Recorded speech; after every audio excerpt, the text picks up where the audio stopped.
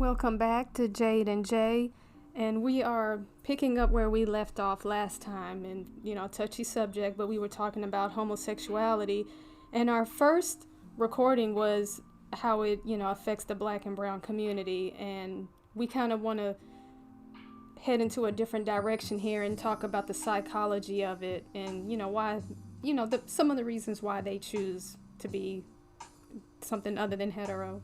Yeah, and if you missed it, be sure to check it out and just leave us some comments, criticism, constructive criticism. Hit the like button if you like. We just trying to do this thing, man, the right way. But to get right into it, this is gonna focus more on the household and the psychology of the black and brown community, but specifically the black community and the psychology of it, of being gay as a choice, and certain things that can influence black men and women to make those kinds of decisions.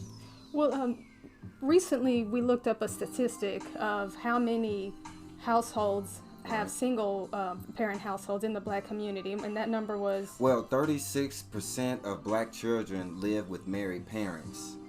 Okay. And obviously it's a low number. I mean, we are the lowest out of all the races in America. I believe Asians are like 80%, white people are in the 60s, and I think Hispanic, Latino are in the 50s, and we're at 36% or a little below of kids living in a married household. All right, and so to dive into that direction, there are households that can have both a mother and a father, and a child growing up in that household, it can happen where they choose to, become just a homosexual. But we're going to focus on first where the household is missing a mother or a father. And since, I'm female, you're male, we can, Right. answer, we can represent our genders. But before we get into it, again, I want to put this just disclaimer out. This is not bashing on the gay and homosexual community, the LGBTQ community. It's just, it's what we're passionate about. We're just trying to get people to realize that maybe it's more important to put your own racial needs in front of a movement that just wasn't designed for us. Right. There's never any disrespect. We just like to, like, as we say, just tell it like it is. Let's just be honest. And I think a lot of people are afraid to be honest because it shines the light on maybe their own errors, and then a lot of people don't want to be held accountable for their own mistakes, and it can be tough. I've known and heard of many people that have been in single parent households, and of course it's hard, and so again, we're never here to disrespect. We just want to bring awareness. We want people to learn how to take accountability so that we can move forward, and as a community, as a culture, as a race, as a species, as a whole, how we can get better. But let's get into this 36% of black children living with married parents. And let's talk about the percentage, obviously, that doesn't live with married parents. And when the parents aren't together, especially the black man, it leaves the black kids more vulnerable to be accepted and lean towards, in America, towards this gay agenda. Right. Again, the gay agenda more than the black household issue, more than their own racial issues, leaving it more susceptible to believe things like that, to make up for the fact that it seems, well, obviously through the statistics, that there's not a black man in the household. The parents aren't together. I mean, right. Numbers don't lie. Exactly. Well, I believe that if you're going to have a household that's missing either a mother or a father, it's going to affect the child regardless of if the child is male or female. And I know that can be dissected in so many ways, but I'll start since I'm a female, and then we'll jump into your perspective since you're the male.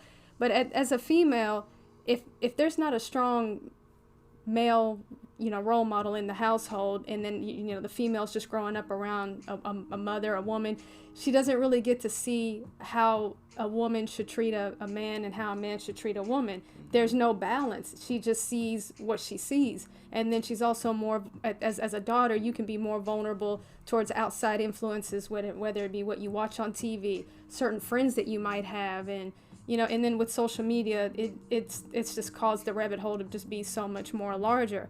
So, and it can affect a daughter both ways. If there's a father but not a mother in the household, again, the same issue applies. Well, with this example, Jade, if the parents aren't together, and let's just say for a black boy, the dad's not around at a young age, playing with toys. Right.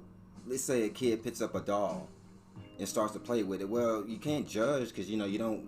It's not your right to judge, but Right. you can make a safe assumption and not make an ass out of yourself that it shouldn't be a surprise if nobody told that boy not to play with a doll Exactly. of how he's liable to be. You know what I'm saying? Right, and this is also to tap into the previous discussion. Nobody really talks about it the way they used to. People are so afraid. There's old shows that we used to watch where it would be a father in the household and he would see his son play with a little, a doll that was his sister's. And the first thing he would say is, boy, put that doll down. Right. You can't play with your sister's toy, or what are you doing in your mom's high heels?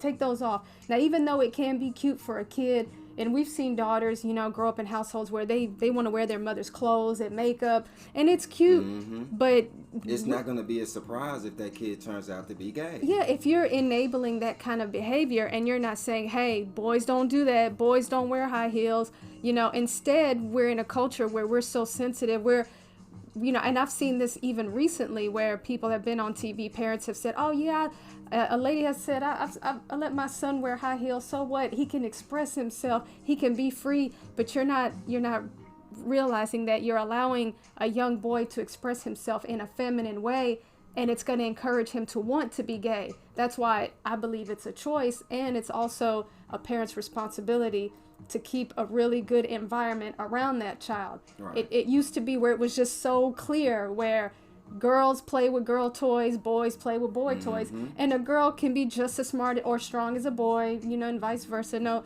anything you can do, I can do better. We can have that mentality, but I don't need to look like a boy. I don't need to, and you don't need to look like a girl. I mean, when you look at the amount of people that you see, black men and brown, that are gay today, I guarantee you either the household was unstable. Right. The parents weren't together. Here's another statistic. Black people in America make up 13.4% of the population here.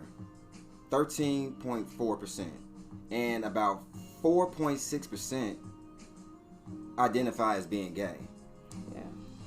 Yeah. And people, listeners, you guys are smart. You can find this online. Go use your internet. You can Google all this stuff, and I shout out to whoever's putting all this informative stuff out there for us. We have to utilize our internet skills for more than just entertainment. It's okay to entertain yourself, but we also have to educate ourselves, know the statistics, know the numbers. They're out there for all the public to view, and that way you'll be more inclined to want to do something about it. And to get with the psychology of it,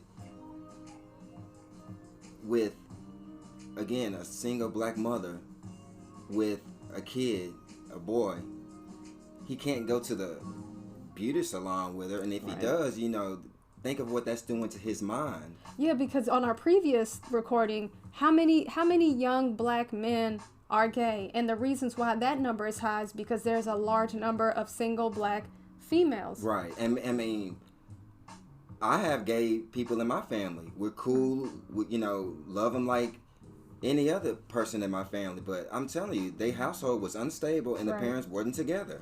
Right. And you can even briefly look at a household that is together and look at the reasons as to why a young boy or girl can be gay. If you have two parents in the household and they're negligent in some kind of way, either the boy is getting raped by a male nanny, he may turn out gay. Don't be surprised, and Right. don't look at it like, oh, we have to support that. No, you have to go back and figure out what was it that you did. Take accountability. Look for a solution. Exactly. And the same thing for a young female. Did the father not, spend enough time making her daughter feel beautiful as a young woman? Did the mother not spend enough time showing her how to be feminine, taking her shopping, getting her hair done? There's always a reason that can be traced back as to why a young man or woman turned out to be gay. Yeah, And I'm fully aware that even with parents being together, kids turn out to be gay as they get older. But my issue is, don't let that be the focus of your life more than your own race and things going on inside your community. Exactly. And again, that's going to always fall back on the parents up until the point where the child is old enough to hopefully realize it on their own and then make a change.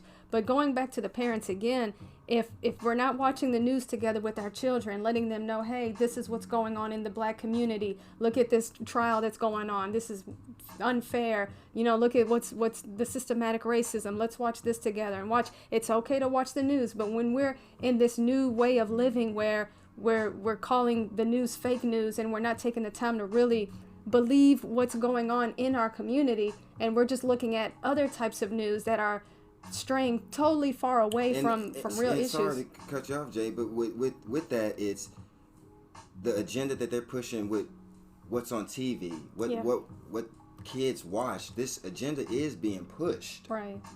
So and the pandemic brought out a lot of realness in what's really going on in households and in communities. And one of the many things that bothered me was parents were very eager to just dump their kids back off at school. Now, before I, come off like I'm criticizing, I know that parents got to make money. You got to go out there, you got to have a job, and in order to be at work, your kid needs to be somewhere. But if you could find a way around it, please do. Please make your child a priority. You chose to get in bed with whoever and have a kid. Now, you have to deal with the responsibility of raising that child to grow up to be better than you. Making sure they mind is right, making sure they identify as what they came into this world as. Right. Be as a parent, monitor what they watch. Make sure that they're not watching the wrong things that can influence them to be gay. Exactly. I mean, and it could be anything. And we're parents. We've had our days where, man, we need a break from the kids. Just let them go in the room and watch whatever.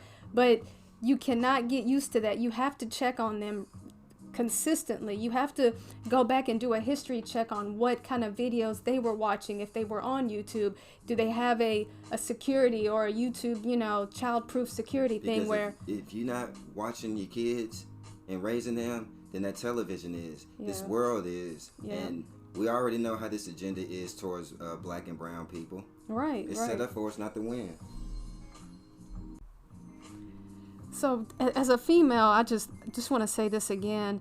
There are a lot of females that I've seen, want to get a sex change or just not want to identify as being a woman. And I don't know if it's because you're tired of having periods or you just don't feel attractive, or you feel, hey, I haven't had enough boys like me, so I'm just going to change my whole identity and I don't even want to be a female anymore. But, to all the parents out there that have both sons and daughters, make them feel, as girls, make them feel beautiful. As boys, make them feel like handsome, strong men. Right. If there are fathers who have sons, play sports with your kid, with your boys. Teach them a trade skill. Exactly, yeah. Let them know, teach them all the skills that they need so that when they marry their queen, they know how to take care of them. And women should also learn how to have trade skills so that husbands and wives can work together, can, one day get a home together and do remodeling together and teach that to their children.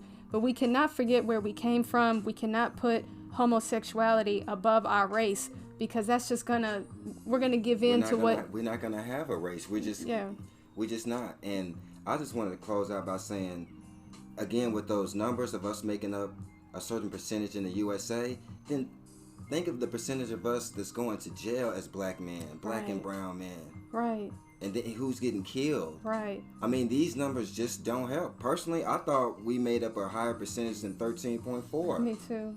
So when I found out that, I was like, man. Yeah. And then I started to put that with black on black crime, because that's an issue. We're killing ourselves. Drugs. And it's pretty alarming. We're killing ourselves and we're killing each other. So the last thing that we need to do is play a race card and blame the white man, because never seen gay on gay crime. Thank you. Well, thanks again for listening. Please, add your comments. Tell us what you think. We're always open for constructive criticism. We don't mean to disrespect anybody. And if anybody disagrees, hey, that's what we're here for. We appreciate it. Stay blessed. Peace and love.